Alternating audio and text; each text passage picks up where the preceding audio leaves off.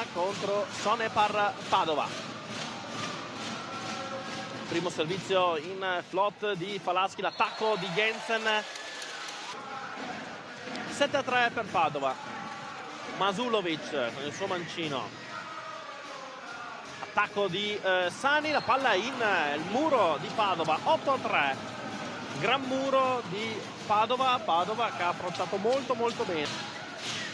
Che dovrà mettere in difficoltà la ricezione di Padova, che fin qui ha fatto molto bene, oltre alla sua battuta anche. Sedlacek questa volta riceve male, deve appoggiare di là Padova e dunque una free ball per Verona, che deve approfittarne. Abayev verso Mosic, questa volta ancora un muro di Masulovic a stampare l'attacco di Mosic. Verona che cerca Mosic, mancando Keita, è lui il principale terminale offensivo, però poi Verona ha costruito il punto numero 20. Abayev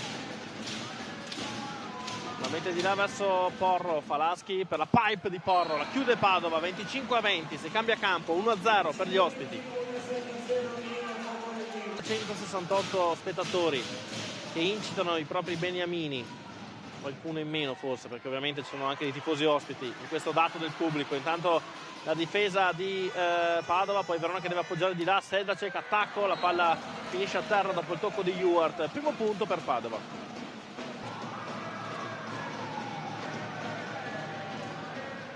Corto Porro con la variazione. Mosic, che diagonale stretta di Rock Mosic.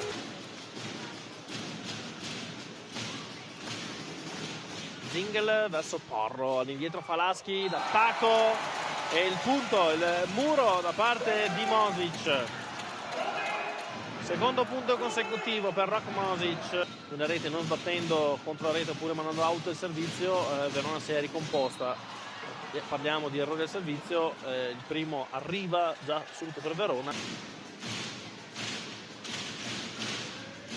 con il servizio potente, ace di Mats Jensen, forte verso Mosic.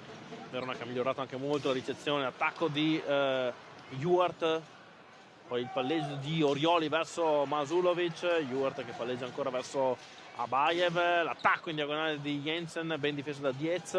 Attacca ora Sedlacek che deve correre Bonisoli per tenere vivo questo pallone, lo appoggia dall'altra parte Mosic, mettendo in difficoltà Orioli. Di fatto è un punto da parte di Mosic che si lamenta. Abayev, 9 match point per Verona. Il nastro che sporca, la buona ricezione di Padova, l'attacco, la palla che rimane lì, Maio Lieberman che la tiene per un attimo, no, la palla è a terra. Fa su il set Verona, vince Verona 3-7-1 e si porta di nuovo al quarto posto.